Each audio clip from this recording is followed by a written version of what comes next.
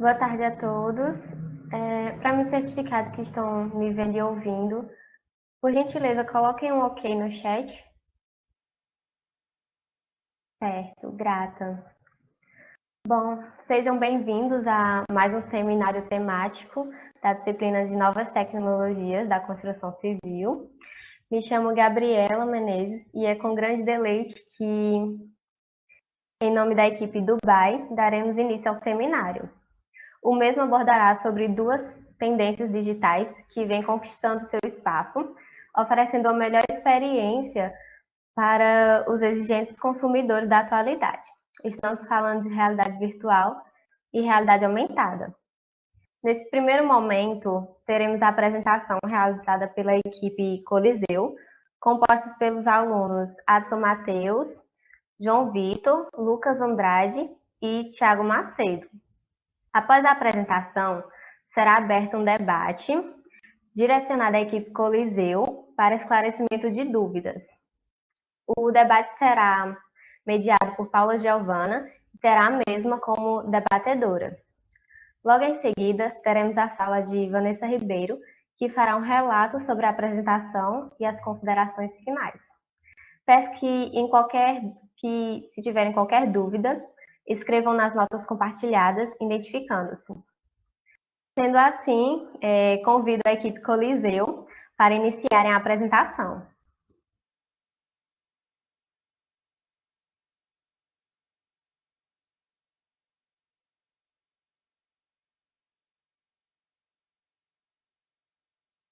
Boa tarde a todos. Como dito anteriormente, sou Adson Matheus, integro a equipe Coliseu, ao lado de João Vitor, Lucas e Thiago. E hoje iremos abordar sobre a realidade virtual e a realidade aumentada. Bem, eu imagino que para vocês, esses dois termos não são tão desconhecidos assim e que certamente muitos já tenham tido contato com alguma dessas tecnologias. Na verdade, todos nós, aqui e agora, estamos experimentando da realidade virtual nessa nossa nova sala de aula, uma ferramenta utilizada como meio alternativo para as salas presenciais, em favor da segurança da saúde pública no meio de uma pandemia de Covid-19. Pois bem, aqui eu trago para vocês uma breve experiência do que é a realidade virtual. Infelizmente, eu não terei como apresentar, por motivos técnicos do computador, mas eu deixarei um link no mural para que vocês possam estar acessando e fazendo essa visita. Essa visita ela é realizada em torno do Museu do Sertão, localizado em Petrolina, que conta com mais de 3.000 peças em seu acervo. E graças à realidade virtual, a gente pode ter a possibilidade de interagir com o ambiente criado digitalmente por fotografias em 360 graus. Digo mais que definições e características mais precisas do que é a realidade virtual e a realidade aumentada serão melhores discutidas mais à frente. Porém, o seu uso, resumidamente, compreende desde a área de jogos para a diversão do indivíduo, a área de visita virtual, como foi exemplificado agora, até áreas consideradas extremamente importantes para assegurar a segurança e o bem-estar dos profissionais no ambiente de trabalho. Dito isso, eu passo a minha palavra para o Thiago.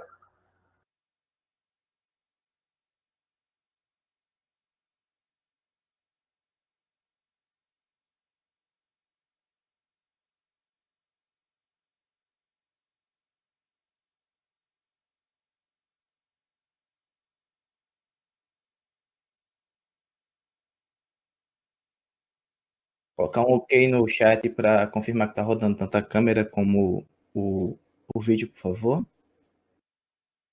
Ok, vamos dar aqui agora seguimento à apresentação. Me chamo Tiago. Eu vou dar uma abordagem mais histórica e conceitual do que é a realidade aumentada e a realidade virtual. Mas antes disso, eu queria propor primeiro uma breve questão com vocês. Tipo, em qual indústria, em qual meio, em qual ramo de atividades vocês acreditam que a realidade virtual foi criada? Aparecerá uma caixinha de texto aí com as alternativas, vocês podem ir respondendo aí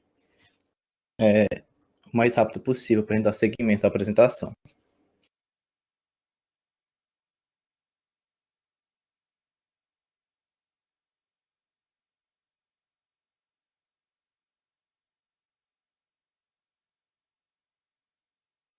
Pronto, dando seguimento aqui, ao decorrer da apresentação eu divulgo o resultado e atribuo a resposta dessa pergunta, mas dando seguimento aqui, a primeira coisa que é importante a gente citar é a definição da realidade virtual.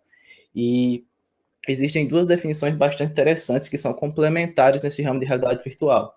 Uma delas é a do George Coates, feita no artigo dele em 1992, que ele cita que a realidade virtual ele consiste de simulações eletrônicas de ambientes experimentados através de capacetes, óculos, luvas e roupas com fios, permitindo ao usuário final a interação em situações tridimensionais realistas.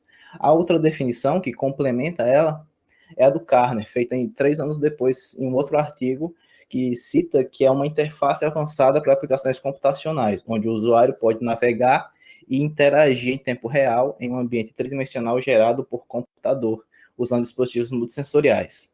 Alguns termos interessantes das definições dos dois estudiosos é que, no caso do Coates, ele cita os elementos que se faz necessário, como os capacetes, os óculos, as luvas e as roupas com fio. E já o Carner, 3 anos depois, ele agrega todos esses dispositivos, e não são esses 4 apenas, existe uma quantidade cada vez maior de dispositivos de realidade virtual, ele agrega tudo isso em um termo chamado dispositivos multissensoriais. São esses dispositivos que captam as interações humanas e introduzem dentro do ambiente virtual para gerar aquilo que o criador desse ambiente quer obter. Além desses termos, existem outros que são interessantes. No caso do Coates, ele ainda cita que a realidade virtual, o seu usuário final deve interagir em situações tridimensionais realistas. Só que essa definição, nessa parte aqui, ela, por vezes, foi mal compreendida.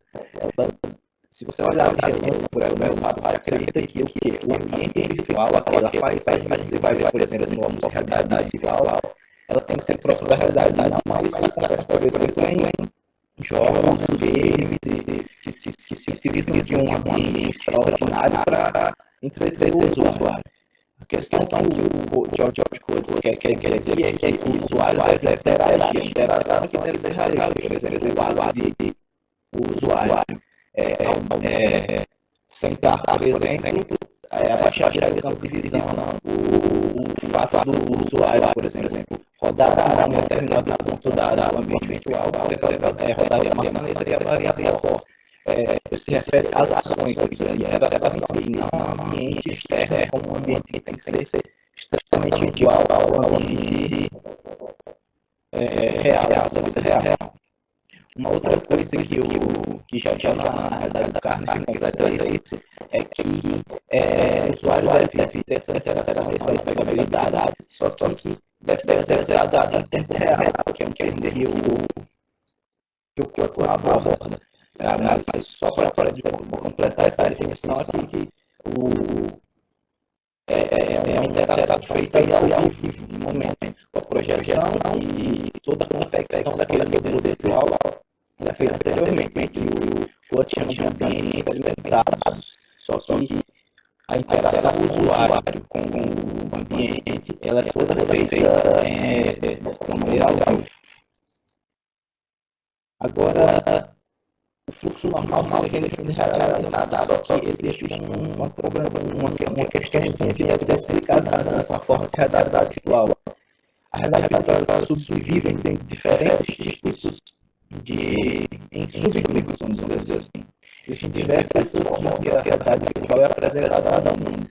E 4 delas, e 4 aplicações básicas, segundo o Spira, no estudo de 2004, ele diz ser a presença, a realidade de simulação, a realidade aumentada e a realidade de projeção mesmo. A realidade aumentada, na verdade, ela não é um conceito à parte, é um conceito que está dentro da realidade virtual. Então, por isso que a gente tem que fazer esse paralelo, que o próprio desenvolvimento da realidade virtual, por a realidade aumentada está dentro desse conceito, já é o próprio desenvolvimento da realidade aumentada. Então, agora a gente tem que falar o que seria essa realidade virtual de simulação. A realidade virtual de simulação, ela é mais antiga a ser criada e aplicada no mundo real. Ela foi criada nos americanos logo após a Primeira Guerra Mundial, ali depois do ano 1945, onde você tinha monitores, você tinha telas de vídeo e dispositivos que captavam as reações dos usuários e interagiam com o ambiente virtual para que os usuários conseguissem imersos nele. Já a telepresença é o contrário da realidade virtual de simulação. Ao contrário da realidade virtual de simulação, ela precisa de uma demanda de aparatos tecnológicos, por exemplo, monitores, tela e dispositivos acoplados ao ser humano, como capacetes. A telepresença já não precisa disso, a pessoa faz uso de um vídeo e um microfone. A partir disso, ela capta as ações e projeta elas no ambiente virtual, que está no dispositivo tablet, computador e dentre outros. E como é feito isso? A telepresença baseada na ideia de que o usuário faz as ações, essas ações são transportadas para uma espécie de maquete virtual da pessoa, que é o que se chama de telerobôs. Esses telerobôs eles interagem com os elementos ali virtuais ali dentro. Já a quarta é a mais importante, que você engenharia civil e da arquitetura também, é a realidade aumentada, que é aquela forma que a gente mais utiliza hoje em dia, né, nesse nível da construção.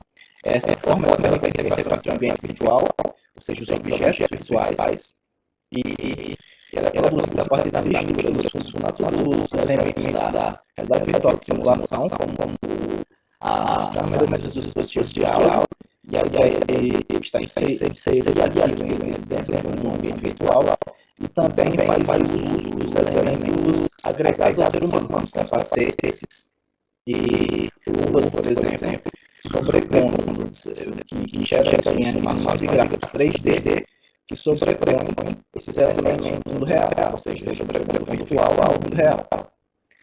E a última e mais recente, apesar de já fazer um tempo que está sendo desenvolvida, é a realidade de projeção.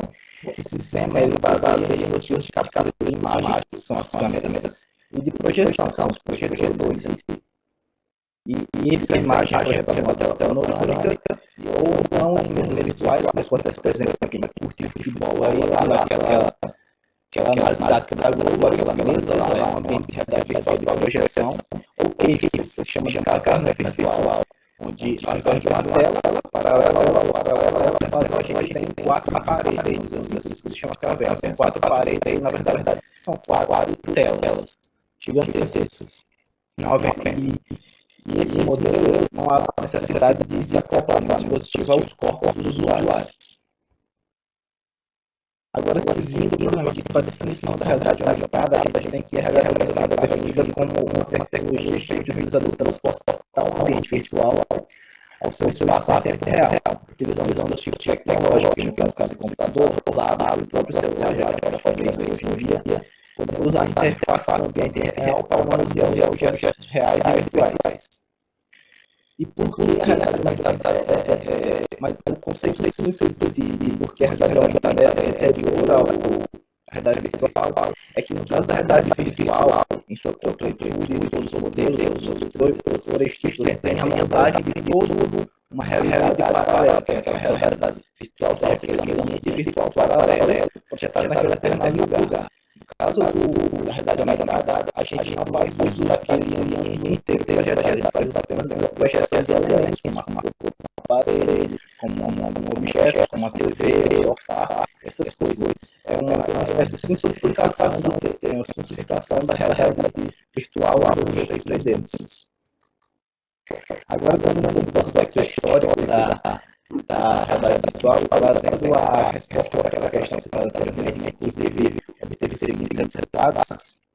A realidade virtual, inclusive a resposta certa, a maioria das pessoas acertaram a resposta, que, segundo o gigante, a realidade no estudo 93, a realidade virtual ela deve ser o início lá na indústria bélica americana, na época em que se precisava de uma tecnologia que propiciasse que os soldados americanos pudessem ser treinados em solo, sem a necessidade de pegar inicialmente as máquinas, para que eles já fossem para as máquinas com a concepção do que acontecia ali dentro, tivesse já tivesse uma coisa, o funcionamento básico daquela máquina. Como E quais são os marcos? Os marcos, quase todos eles, na verdade, todos eles, primordialmente, acontecem nos Estados Unidos, que é basicamente um país sede dessa tecnologia, que criou essa tecnologia. Na década de 50, que é o primeiro, vamos dizer assim, a primeira aplicação da realidade virtual que a gente tem, fundamental, que a gente tem expressa, é o sensor da máquina, o Motor Ring, que é uma máquina de sensações. Ela é basicamente igual ou extremamente parecida àquelas máquinas de montanha-russa virtual, mesmo aquelas máquinas 8D de entretenimento em shopping centers e outros lugares de diversão. O que é que acontece? Essa foto aqui, o Morton está testando o seu aparelho e nessa parte da cabeça dele está representada uma imagem 3D. Além disso, nessa parte também é gerado um fluxo de ar. É gerado uma sensação de que a pessoa está chocando com ar. A cadeira e toda essa parte onde o usuário está situado, ela tem certos movimentos. E tudo isso é feito em conjunto para produzir uma sensação de imersão naquele ambiente 3D do qual a pessoa está visualizando. Já na década seguinte, houve uma sensação pelo Fred Brooks, que é o grande difusor da ideia de que se tem que criar hardware mais potentes, tem que criar uma tecnologia que seja mais capaz, de extrapolar essas limites tecnológicas. Naquela época, o Fred Brooks, que é um professor e criador do departamento de computação da Universidade de Cambridge, ele defendia muito que o sistema estava limitado porque não havia hardware nem softwares capazes de gerar um ambiente mais realista, mais próximo do que se objetivava, por exemplo, na Força Aérea Americana. Nessa mesma época surgiu o Sketchpad, que aqui é o marco do design gráfico, que era a parte da confecção. Esse Sketchpad é o nome pelo qual o Willis Sutherland, que é um estudante de Harvard, ele nomeou essa máquina, na qual ele está testando aí. Essa máquina é capaz de gerar pequenos elementos, que são representados, por exemplo, por essas linhas, que esse campo de vídeo que eram representados nesse campo de radiatórios, que nada mais é que uma televisão, um monitor daquela época. E esse monitor apresentava a mudança da imagem de acordo com a modificação da posição da cabeça do utilizador. No caso, ela tem um sensor aqui em cima e uma câmera que verifica para onde o usuário está olhando e muda o campo de visão. Isso aqui é o primórdio do surgimento do primeiro óculos de realidade aumentada, que é essa foto do lado aqui, que foi criada também pelo Ivan Santana, que ele chamou de movimento disso. Esse óculos de realidade aumentada combinava a realidade virtual, ele combinava a utilização de 4 sensores que estão sobrepostos em cima da cabeça acima dele, essa espécie de cruz, e que georreferenciava a posição do dispositivo. E com essa georreferenciação do dispositivo, ele era capaz de reconhecer o campo de visão. E quando ele variava, no caso da posição dele, o campo de visão alterava de acordo com essa georreferenciação da imagem. Na década seguinte, a gente tem o desenvolvimento da realidade virtual de projeção, que é aquela realidade virtual mais recente, que é elaborada primordialmente pelo Mario Plugger, que ele chama essa máquina de realidade virtual de projeção de Videoplays. O Videoplays, ele conta com essa organização. A gente tem representado aqui pelo computador, a gente tem o programa e o software rodando, que induzem um ambiente virtual ao projetor que replica ele no ecrã, que no caso é a nossa tela panorâmica. Essa tela panorâmica ela conta com objetos virtuais, que no caso é a bola. Quando um determinado participante, que é o usuário do sistema, vai para a zona de navegação de ações, que no caso é essa zona onde a câmera consegue captar, essas ações são captadas, essa imagem joga conduzida, ela é organizada e inserida no software. Esse software replica também uma espécie de sombra do usuário. essa sombra faz com que essa espécie de sombra não é uma sombra porque ela é um modelo visual do aquele usuário em 2D, que consegue também interagir com a bola. Se ele bater essa bola para cima, se ele quiser segurar essa bola vai nas mãos dele, ele consegue ter controle sobre o que acontece aí nessa tela panorâmica. Essa tela panorâmica também pode ser todo um cômodo, uma espécie de quarto, com 4 paredes, e só por essa mudança de tela se chama de cave, que é caverna virtual. Essa mesma época surge a primeira luva de interação com o computador, que é uma luva que o cara é capaz de sentir os movimentos dos dedos para conduzir aquele movimento para dentro do sistema, que é elaborado por Defante e o dançando. Aqui na época do surgimento é uma tecnologia bastante simples. Na verdade, é como se fosse uma espécie de mouse com 4 ponteiras. Ao invés de uma ponteira que a gente tem, um mouse normal. Aqui nessa época da criação era uma espécie de mouse com 4 ponteiras.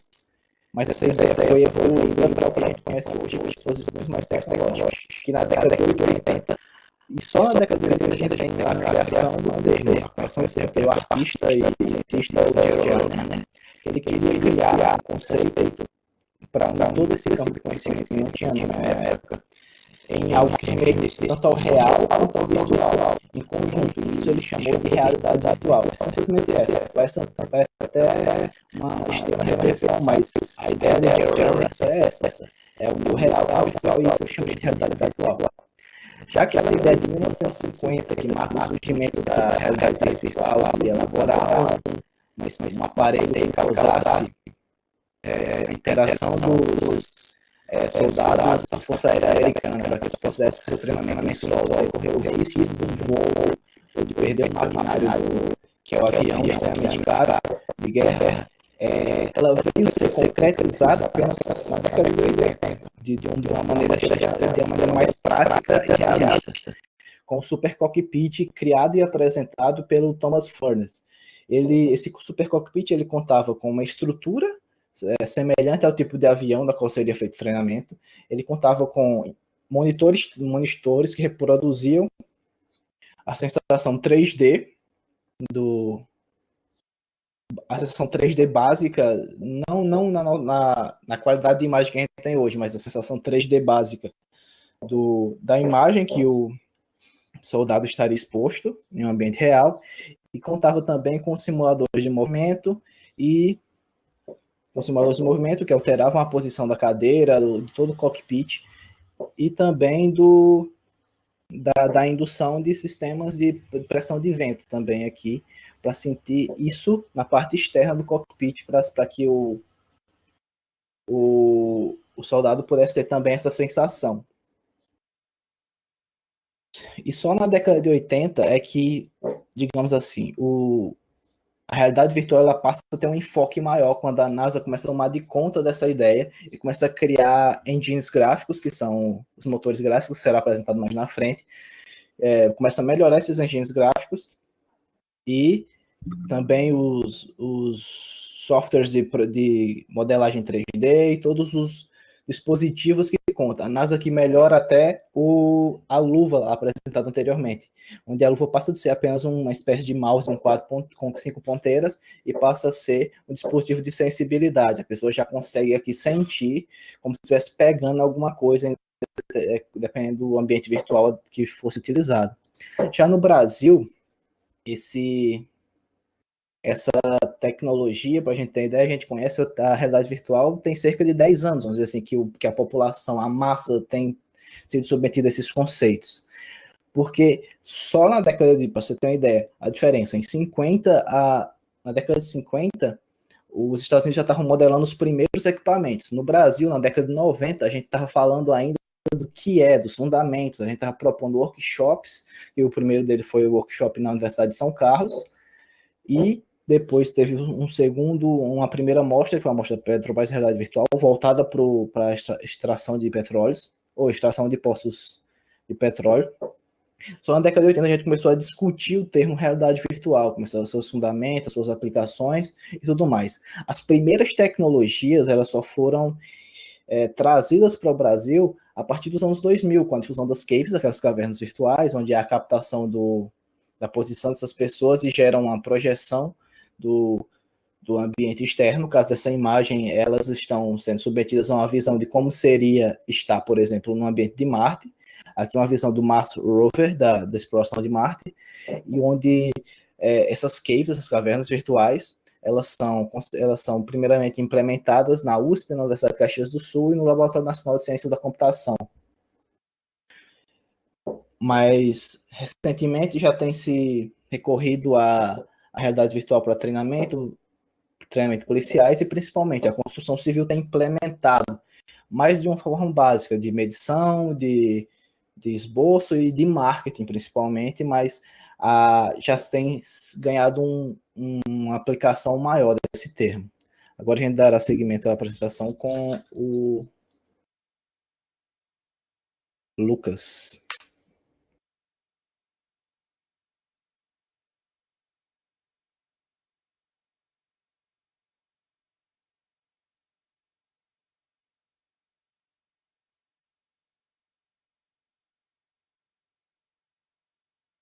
Boa tarde.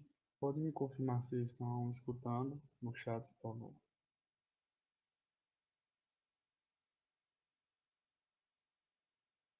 Certo.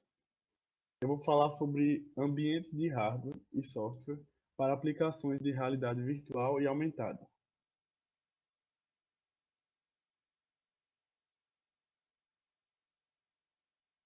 De início, é importante ressaltar que a união entre o mundo virtual e o mundo real é feita através dos sentidos humanos, sendo que o sentido humano mais utilizado e de maior importância é a visão, e o de menor importância é o tato e a audição. E como é que esses dispositivos ou melhor, como é que Deixa eu te interromper só um pouquinho, para não avançar muito. Está baixo, seu áudio a gente está ouvindo, está lhe vendo, só que está baixo. Colocar o microfone aí mais perto. É o jeito. Assim, mas melhorou ou tá a mesma coisa? Assim. Melhorou. Certo, então vou voltar do início. De início é importante ressaltar que a realidade virtual e a realidade aumentada unem o mundo virtual com o mundo real através dos sentidos humanos, sendo que o sentido humano mais utilizado de maior importância é a visão e o de menor importância é o tato e a audição. E como é que se relaciona esse sentido humano com o mundo virtual? Através dos dispositivos de saída que enviam os estímulos aos sentidos humanos. E no caso dos dispositivos de entrada, fazem receber os estímulos por parte das pessoas, dos usuários. E também é importante ressaltar que, no caso da realidade virtual, busca-se ter um ambiente virtual o mais real possível. E no caso da realidade aumentada, busca-se ter um ambiente virtual o mais natural possível. Passa o slide, por favor. Certo. Os ambientes de realidade virtual e realidade aumentada podem ser divididos em 4 partes básicas. Começando pelo ambiente físico, que envolve a iluminação, ar-condicionado e eletricidade. Em segundo, o sistema computacional de processamento, que envolve o hardware. Em terceiro, o sistema de visualização, que envolve os dispositivos de saída, que inclui vídeo, áudio, etc. E por último, o sistema de interação, que envolve os dispositivos de entrada, como joysticks, que são controles, câmeras, etc. Agora eu vou entrar mais a fundo nos hardwares. Nada mais são que a parte física do computador, a parte externa, são as peças que fazem parte do computador. Ela pode ser dividida em ambiente físico, que envolve a construção civil, área de interação, iluminação e etc. Dispositivos de processamento, que são os responsáveis pela computação, geração de imagens, etc. Dispositivos de entrada, que são os responsáveis pelo recebimento das interações dos usuários. E um bom exemplo são luvas e câmeras. E os dispositivos de saída, que são os que apresentam as imagens, sons e respostas táteis. E agora eu vou entrar mais a fundo em cada item desse.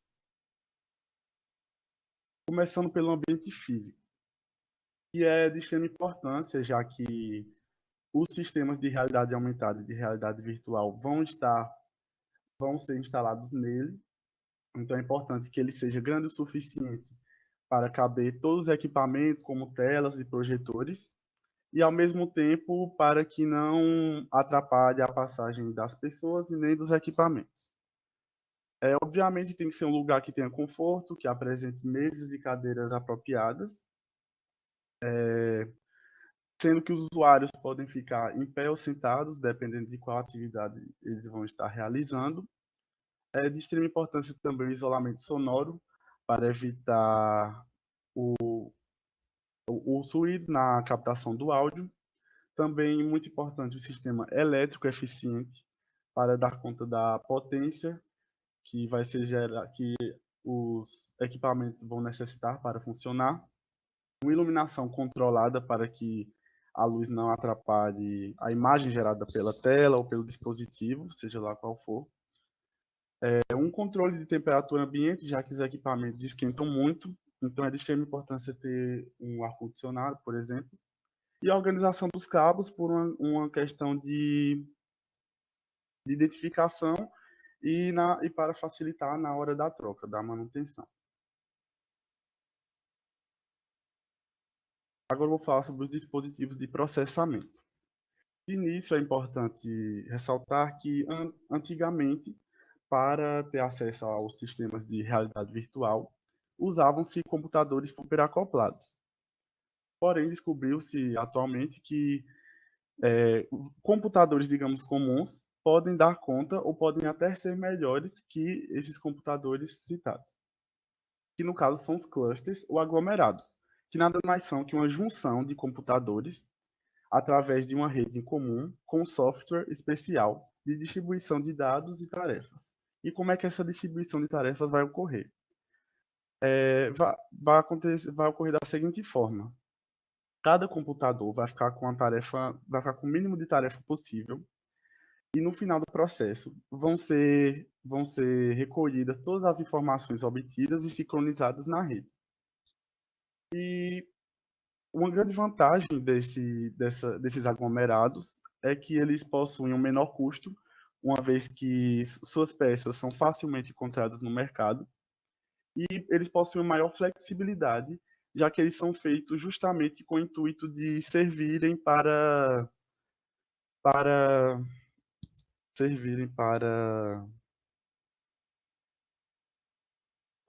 o sistema. Por exemplo, ele pode ser atualizado e mudado a qualquer momento, sempre que for necessário. Então, acaba que isso o torna bem flexível. E ele possui, infelizmente, uma grande desvantagem de ser difícil de ser programados, já que eles não possuem uma memória compartilhada global, então acaba que eles dependem tanto da rede em comum quanto um do outro, já que eles são uma união de computadores, então um depende do outro. Agora eu vou falar sobre os dispositivos de entrada.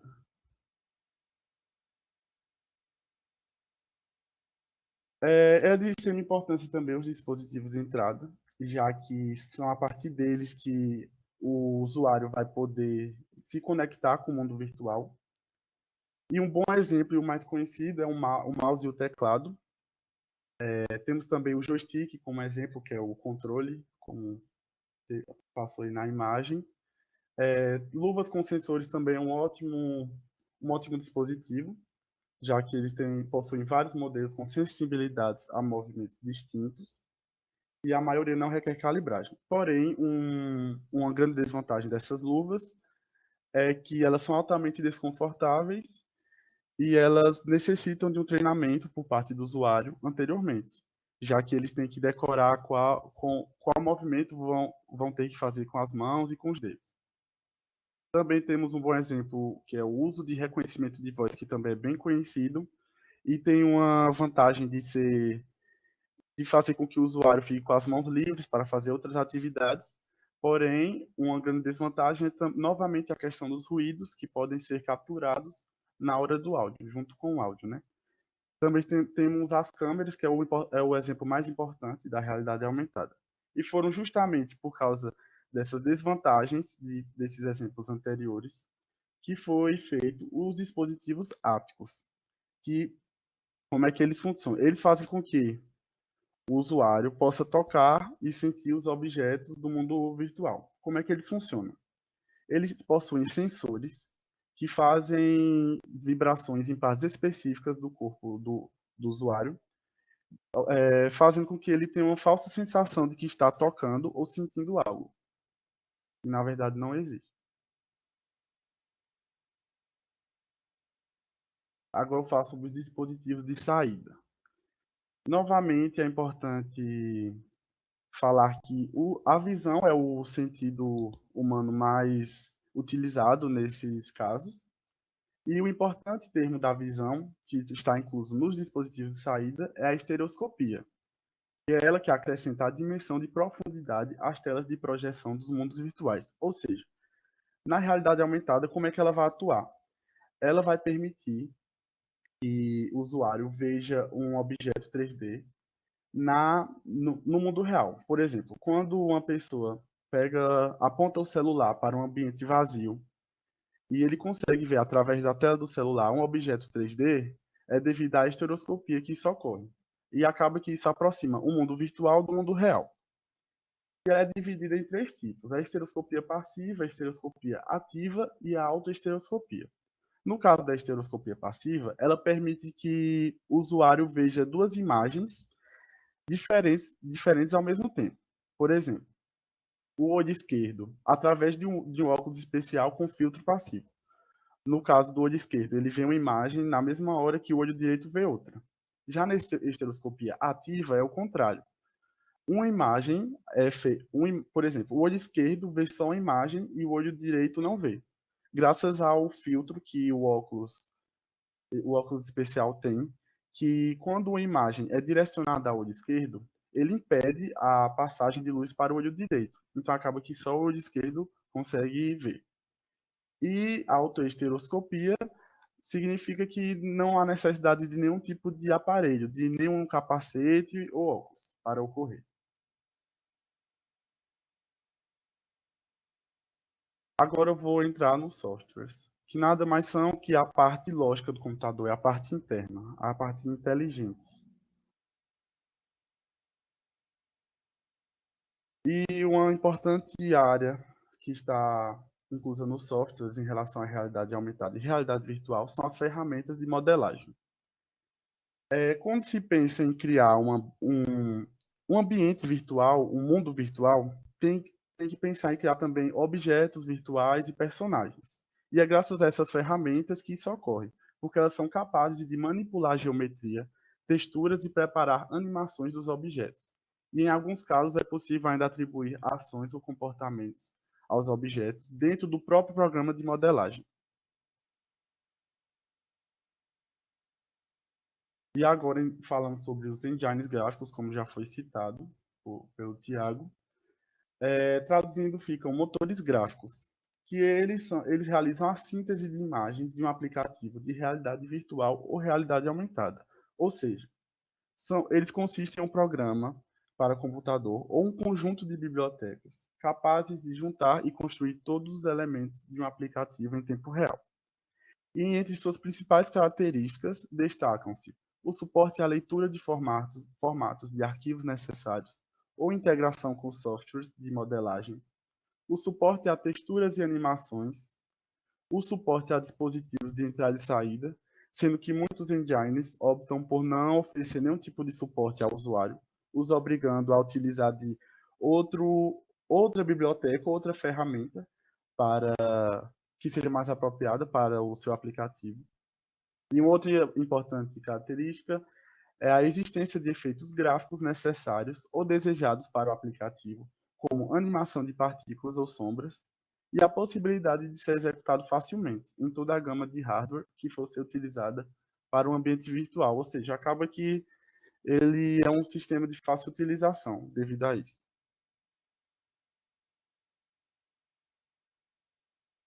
E agora eu vou passar a palavra para Adson, que vai entrar na área da construção civil.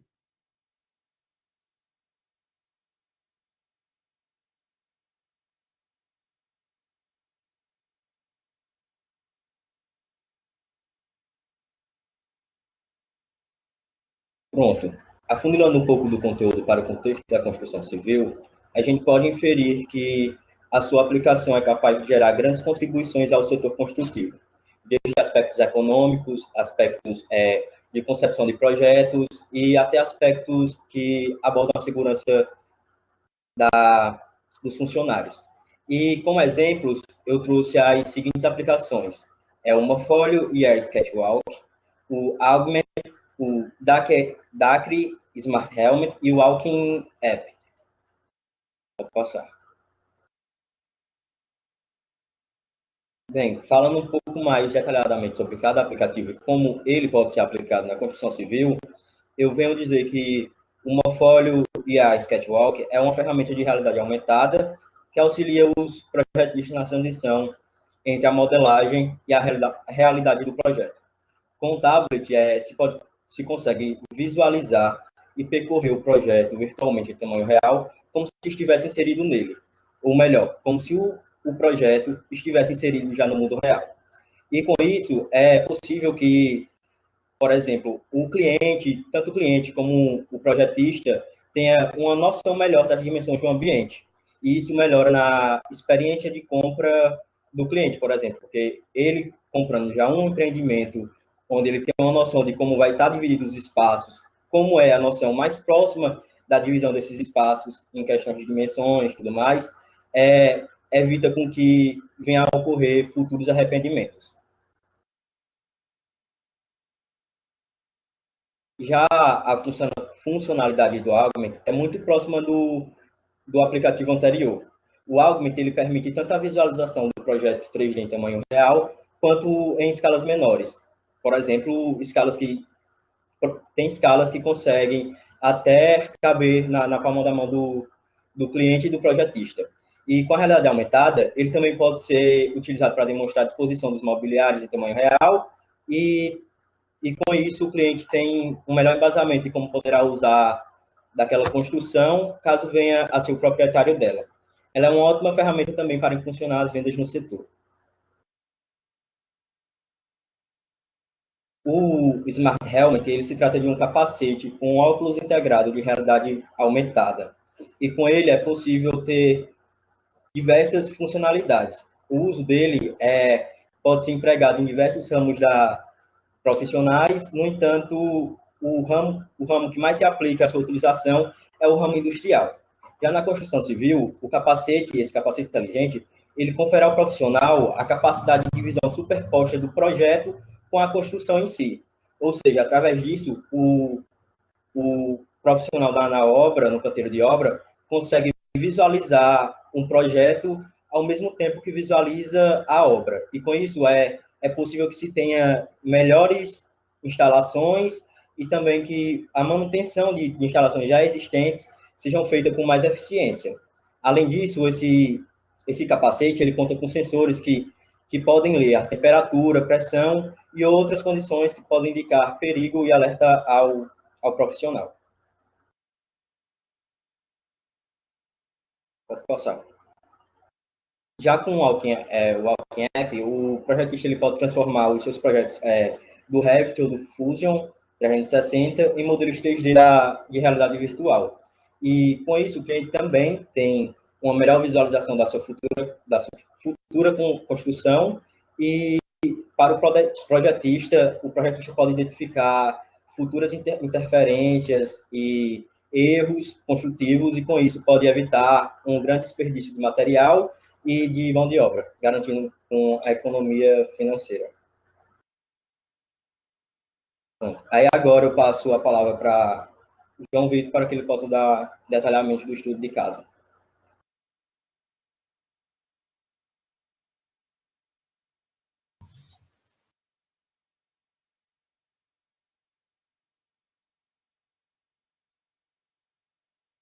Olá, boa tarde. Vocês estão me ouvindo? Estão me vendo?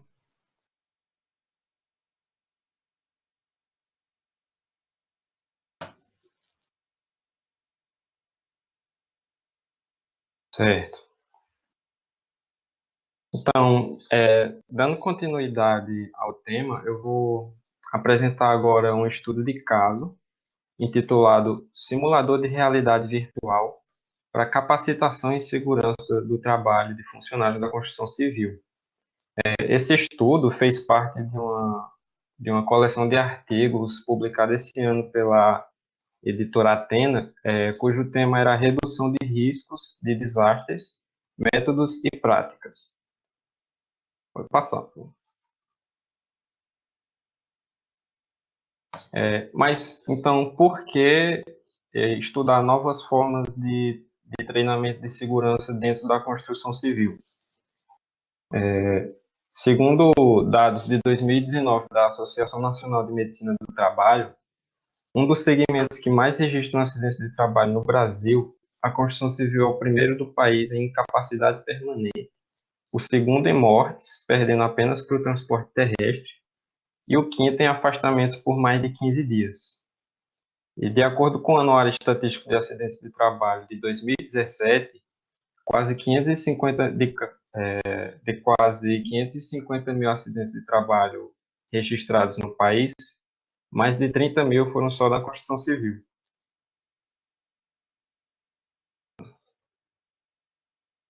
Então, dentro desse contexto, o objetivo desse estudo foi analisar o potencial de um simulador de realidade virtual para estimular a percepção de perigos e medidas preventivas de funcionários dentro da construção civil.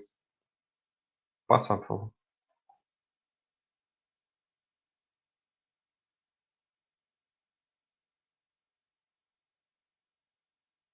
E aí, como esse estudo foi estruturado? Inicialmente, foi feito a modelagem do ambiente virtual que representava um canteiro de obras de uma construção de um edifício de 8 pavimentos.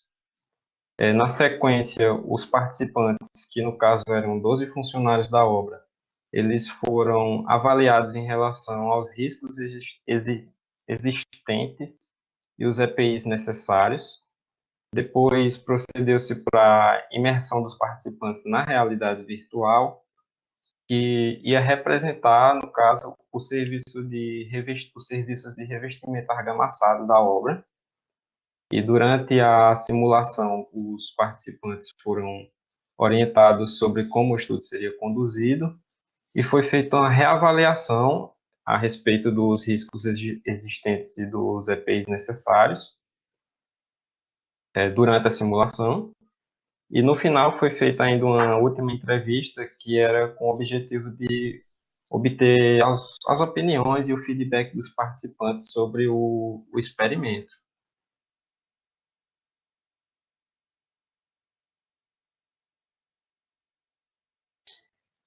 E aí, como o ambiente virtual foi modelado? O cenário da simulação foi modelado com auxílio do Revit, e esse modelo foi então convertido para a utilização no software BIM-X, que é um software de visualização de modelos BIM. Ele é compatível tanto para dispositivos móveis como para computador. E entre outras ferramentas, ele tem a compatibilidade com realidade virtual. Então, foi acoplado a óculos de realidade virtual Google Cardboard. Esse é um óculos da Google, ele é bem acessível pelo preço. Inclusive, o material dele é de papelão. O próprio usuário pode construir em casa, baixar o modelo no próprio site e só precisa ter um aplicativo no celular e acoplar ao óculos para fazer a utilização. Isso possibilitou a visualização do cenário e a movimentação do usuário no ambiente virtual.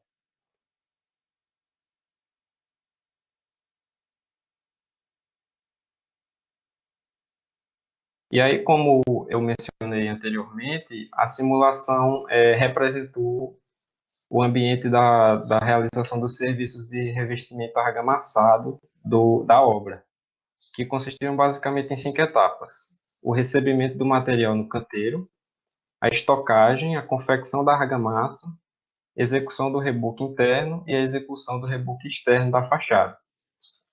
Aqui na imagem está uma representação do ambiente da execução no simulador para o serviço de revestimento.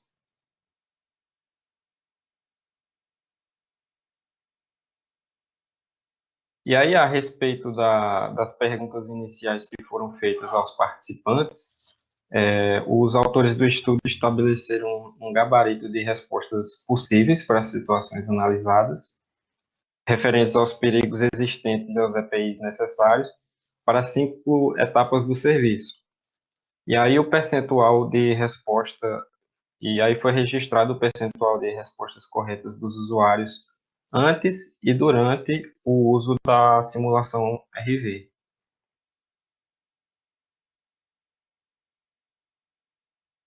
O que obteve-se como resultado foi que, em relação à identificação de perigos existentes, houve um acréscimo médio de 8,6% de convergência ao gabarito após o uso da realidade virtual, o que foi considerado um resultado bastante expressivo.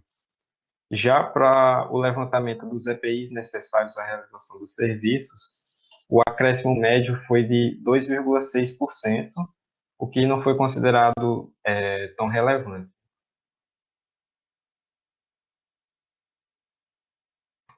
E aí, também foram realizados questionamentos aos participantes sobre possíveis medidas preventivas além dos EPIs.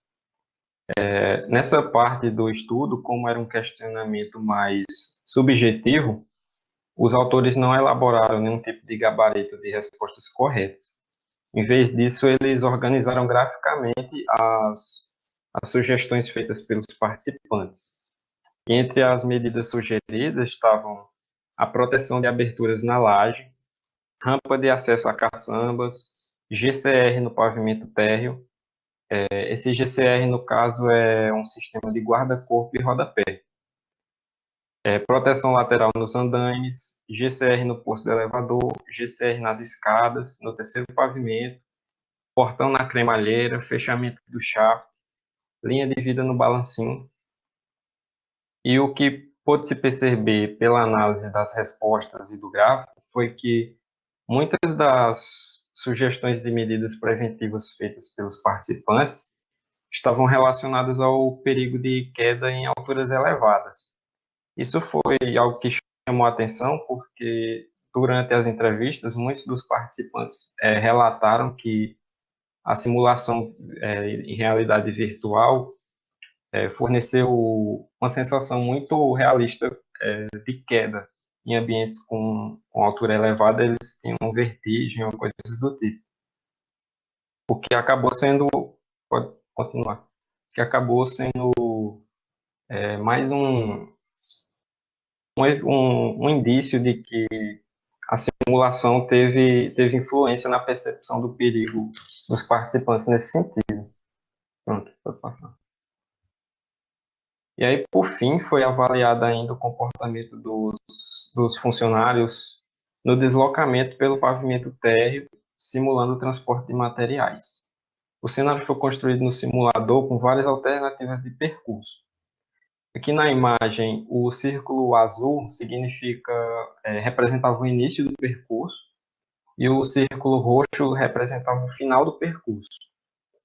E aí o traçado verde era o caminho considerado mais adequado para os participantes percorrerem, e os traçados vermelhos eram os caminhos incorretos por conterem algum tipo de perigo ao usuário, como risco de queda em vãos abertos, ou fiação elétrica temporária exposta, coisas do tipo.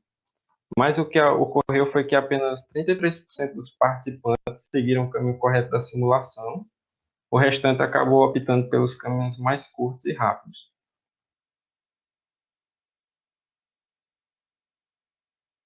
E aí, como conclusão desse estudo, a partir da comparação entre as respostas dos participantes antes e durante o uso do simulador, ficou evidente que houve sim uma contribuição para o processo de treinamento da equipe, e o que ficou como principal benefício foi o fornecimento de recursos visuais referentes ao ambiente de trabalho durante o treinamento de segurança da equipe.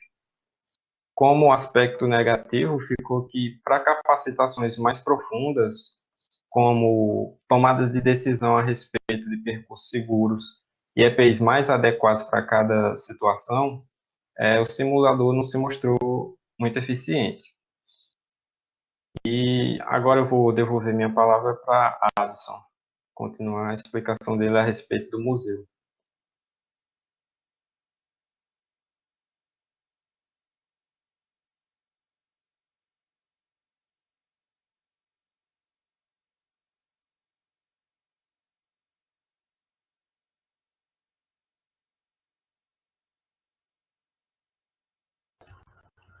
Vou precisar de um minuto para entrar na página do museu. E aí já eu mostro. Vamos lá.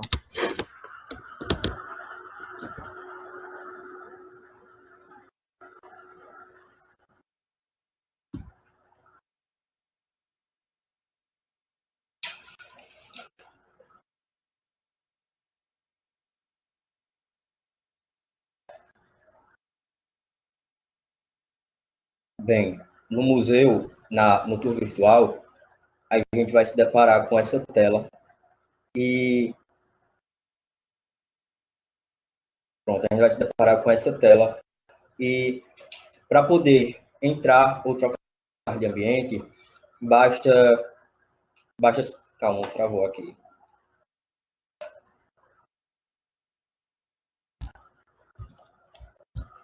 Basta passar, deu problema no mouse. Basta passar em algum desses dois botões azul que troca de ambiente. Pronto, aí aqui dentro, como em qualquer visita, você vai se deparar primeiramente com a recepção. E ao trocar de ambiente novamente, você vai para a ala de exposição. Aqui a primeira ala de exposição é da fauna e da flora do sertão. E caso queira visualizar o que está ao seu entorno, no caso, ao seu entorno, basta você segurar o botão esquerdo do mouse e arrastar que ele faz um movimento. Há também a possibilidade de você ampliar ou diminuir o foco do objeto que você quer visualizar. Através desse botão aqui no canto inferior direito, você pode estar ampliando a imagem, como também pode estar diminuindo. Além disso, o site conta com dois botões aqui no canto superior esquerdo, amarelados, que trazem nele um material descritivo sobre a ala da exposição e um vídeo contextual que também fala sobre o que contém. E caso queira partir para outra ala, basta novamente clicar no botão superior direito, aqui. E aí vai ter mais outra ala e tantas outras. Bem, eu trouxe isso na expectativa de que vocês, ao terminar o seminário, possam entrar no site, que eu vou deixar disponibilizado no fórum, entrar no site e fazer uma visita virtual mais completa, ter uma experiência melhor, mais agradável e mais completa.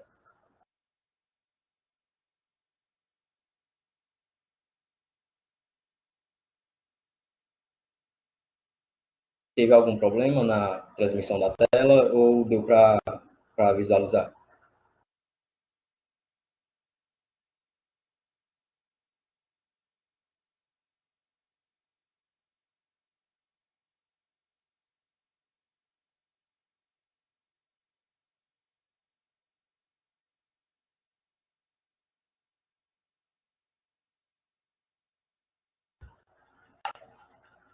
Dando prosseguimento, a gente trouxe aqui as referências bibliográficas e Tiago Santos vai ficar responsável por finalizar o seminário.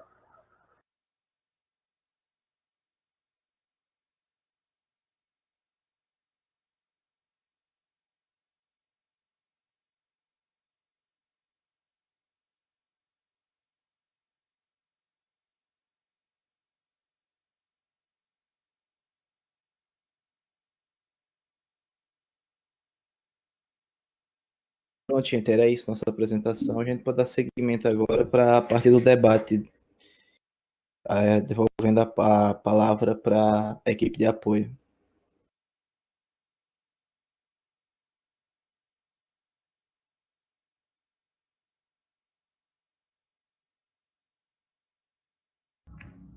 Certo, muito obrigada pela apresentação, equipe Coliseu. E agora eu gostaria de chamar a Paula Giovana para iniciarmos o debate.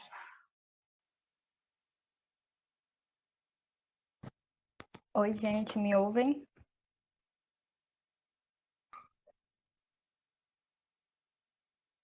Meu nome é Paula e eu serei a mediadora e também debatedora de hoje.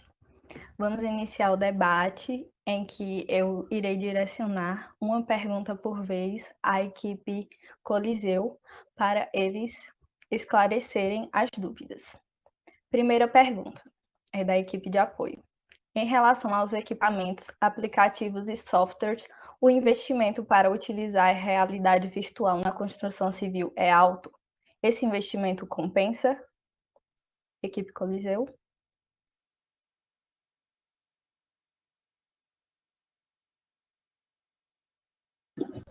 Bem, analisando essa pergunta, pode-se dizer que o investimento para utilizar a realidade virtual no setor é sim alto, mas que vou dar uns exemplos de preço. Por exemplo, a licença do Revit, ela gira em torno de 1.100 alguma coisa por mês, e o do de um aplicativo para poder utilizar ela como realidade virtual, o Walking App, a mensalidade dele gira em torno de 290 reais. Mas ela compensa sim, porque a longo prazo, e até a médio e longo prazo, você pode substituir alguns imóveis, os decorados de alguns imóveis, por modelos virtuais. E com isso, se tem um bom retorno financeiro. Deu para entender ou não? Muito obrigada, Adson. Vamos para a próxima pergunta. É do professor Sérgio. No caso apresentado, por que o simulador não se mostrou eficiente em relação à tomada de decisões sobre os percursos e EPIs? Se o exemplo mostrado explicita algumas questões importantes sobre, por exemplo, os percursos seguros. Pode falar mais sobre essa ineficiência, equipe Coliseu?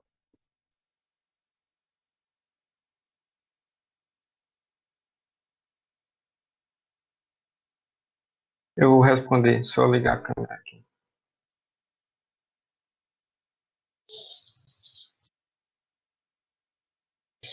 Então, por que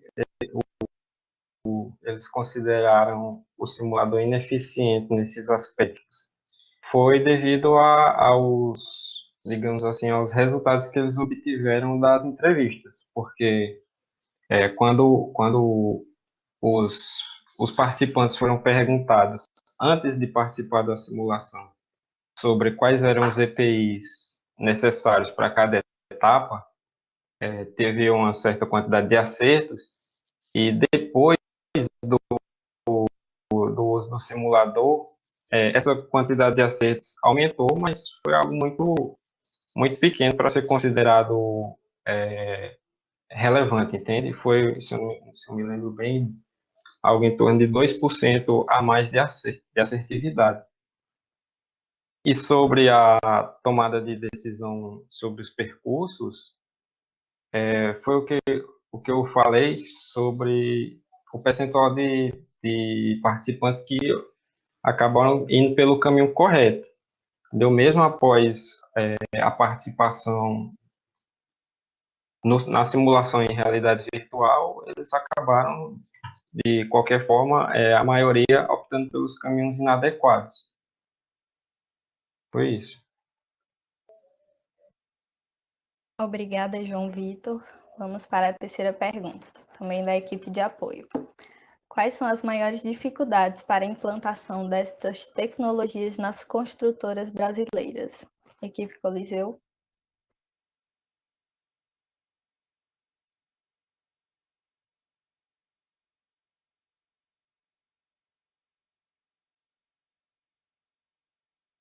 considera como, assim, as principais dificuldades é o engajamento da equipe que está a trabalhar com a aplicação e também a partir de capacitação, que infelizmente ainda não é tão presente aqui no Brasil e que torna a sua aplicação no mercado um pouco difícil. E em relação ao preço, a dificuldade do preço não está muito fortemente ligada a isso, porque, completando a primeira pergunta, um óculos de realidade virtual pode ser comprado com 50 a 100 reais.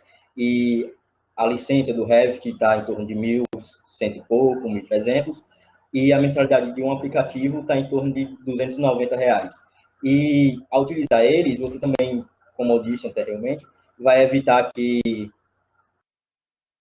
se construam decorados a preços muito caros, correndo o risco de não vender, e o dinheiro que seria empregado no decorado pode ser empregado na tecnologia. Então, o fator econômico não é algo que pesa muito nisso, mas a capacitação e o engajamento dos profissionais da empresa no setor com a realidade virtual é, assim, considerada a maior dificuldade para a não implementação dele no Brasil. Obrigada, Adson. Vamos para a próxima pergunta, que é de Gabriela. Como o uso da realidade aumentada e da realidade virtual pode ser útil para as áreas de ciência e educação? Equipe Coliseu.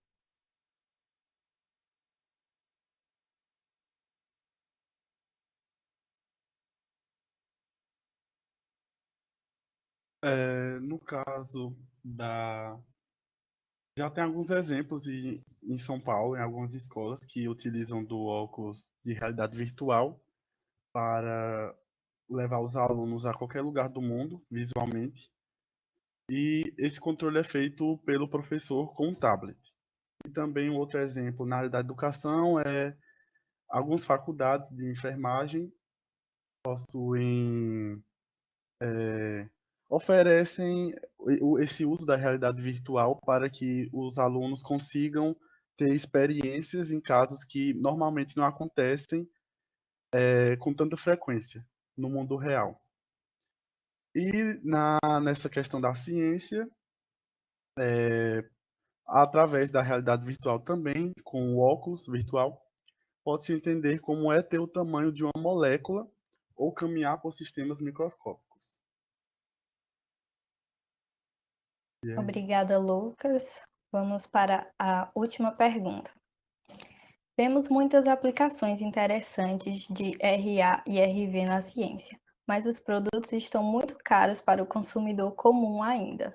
O que falta essencialmente para a RA e RV se popularizarem? Equipe Coliseu. Isso é uma questão do atraso tecnológico, primordialmente no Brasil. No caso, se a gente pegar, por exemplo, os Estados Unidos, que é o berço desse tipo de tecnologia, essas tecnologias são muito mais baratas lá já do que aqui. Existe uma questão de que a tecnologia só veio passar a ser discutida no Brasil em 1990, como eu apresentei, enquanto nos Estados Unidos, em 1950, já estava criando as primeiras aplicações. Para você ter uma ideia, ter um óculos de realidade virtual, para você usar acoplado com o seu smartphone, hoje em dia, dá de se achar no comércio online hoje, por exemplo, na Amazon, a R$ 70. Se você for procurar isso em Petrolina, por exemplo, no Shopping Center, que é um dos poucos lugares que você consegue encontrar, o mesmo produto idêntico está a R$ 150. É também uma questão de cultura e difusão. Tipo, com o passar do tempo, e como a gente também tem uma espécie de tara por copiar o que vai nos Estados Unidos, quando isso começar a ser difundido aqui dentro, como já foi difundido lá, vai se tornar cada vez mais barato. Vão surgir também novas tecnologias, e o surgimento de tecnologias mais evoluídas também causa uma redução desse preço. É tudo uma questão de tempo em função do nosso atraso tecnológico, como eu vi essa questão. Isso. Muito obrigada, Tiago. Muito obrigada a toda a equipe Coliseu pelos esclarecimentos. Como não temos mais perguntas, se surgirem posteriormente, eu peço a vocês que coloquem no fórum e aí nós entramos em contato com a equipe Coliseu para esclarecer também. Agora eu passo a palavra para a nossa relatora, que é a Vanessa.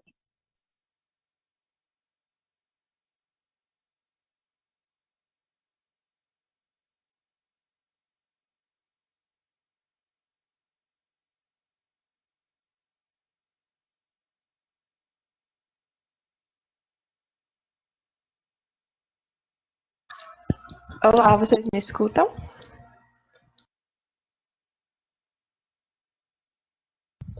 Certo, então vou começar aqui o relato sobre a apresentação do Grupo Coliseu. Meu nome é Vanessa Ribeiro e eu vou fazer o relato sobre a apresentação que assistimos. Inicialmente, tivemos uma imersão no assunto com Addison, onde ele mostrou um exemplo de realidade virtual, que foi a questão do Museu do Sertão, né, a tour virtual, e também citou algumas áreas que são utilizadas a realidade virtual e a realidade aumentada. Logo em seguida, nós tivemos a apresentação de Tiago, falando um pouco sobre as definições e o histórico da realidade virtual e da realidade aumentada. Ele trouxe uma questão para a turma sobre a realidade virtual, sobre quando foi seu surgimento, e também trouxe a sua definição, trazendo a definição de dois autores. Ele também explicou que a realidade virtual é subdividida em 4 grupos, que são a realidade virtual de simulação, a de telepresença, a de projeção e a realidade aumentada, onde ele fala que, no caso, a realidade aumentada está dentro da realidade virtual. E logo em seguida, ele se aprofunda na definição da realidade aumentada, onde ele aborda que ela consiste em uma tecnologia que permite ao utilizador transportar o ambiente virtual para o seu espaço em tempo real. Logo em seguida, ele traz a resposta para o questionamento que ele fez à turma, onde ele afirma que a realidade virtual teve início na indústria militar, e também trouxe alguns marcos que aconteceram no mundo sobre a área da realidade virtual. E também sobre a questão do surgimento do termo, que aconteceu na década de 80, o surgimento do termo realidade virtual, que surgiu somente na década de 80. Logo em seguida, ele, depois de falar de alguns acontecimentos a nível mundial, ele traz alguns acontecimentos para nível nacional, né? E quando o assunto começou a ser abordado no Brasil, que foi na década de 90, onde se iniciou a se falar sobre, onde foi iniciado, onde começaram a se falar sobre realidade virtual. E ele falou como o Brasil, de certa forma, o assunto chegou muito tempo depois do que nos Estados Unidos, né? Onde as tecnologias só começaram a ser utilizadas realmente a partir dos anos 2000. Logo em seguida, tivemos a apresentação de Lucas, onde ele abordou sobre os ambientes de hardware e software para aplicações de realidade virtual e realidade aumentada. Falando sobre os ambientes de realidade virtual e realidade aumentada, que temos o ambiente físico, o sistema computacional de processamento, o sistema de visualização e o sistema de interação. E aí ele trouxe também uma definição e a divisão do hardware, que é, no caso, a parte física do computador, E depois ele também trouxe a questão da definição do software, que seria a parte lógica, a parte interna do computador, trazendo também a questão das ferramentas de modelagem e os motores gráficos. Depois tivemos a apresentação de Addison, onde foi abordado a realidade virtual e a realidade aumentada na construção civil. E onde ele abordou que esse assunto, no caso, pode ser utilizado desde a concepção de projetos até aspectos que abordam a segurança dos funcionários. Trouxe também exemplos de aplicações, apresentando aplicativos e equipamentos, como capacete com óculos integrado, que são utilizados na área da construção civil. Logo em seguida, também tivemos a apresentação de João Vitor, que trouxe a apresentação de um estudo de caso sobre um simulador de realidade virtual para capacitação em segurança do trabalho de funcionários da construção civil. Esse simulador, ele foi utilizado para realizar a simulação dos serviços de revestimento argamassa de uma obra. E esse experimento apresentado aborda um problema muito comum na construção civil, que são os acidentes de trabalho. E apesar do estudo não ter trazido tantos resultados que eram esperados, é muito interessante também a gente conhecer mais uma utilidade para a realidade virtual, que normalmente é mais conhecida por outras aplicações. E para finalizar a parte da apresentação, Addison retornou com a questão da tour virtual pelo museu, onde apresentou um exemplo muito, muito interessante que a gente pôde ver na prática, né? O tour pelo museu. E logo em seguida tivemos o debate, onde foi apresentado os questionamentos e dúvidas da turma para a equipe Coliseu. E é isto. Eu finalizo aqui o relato sobre a apresentação de hoje e passo a palavra para a Gabi.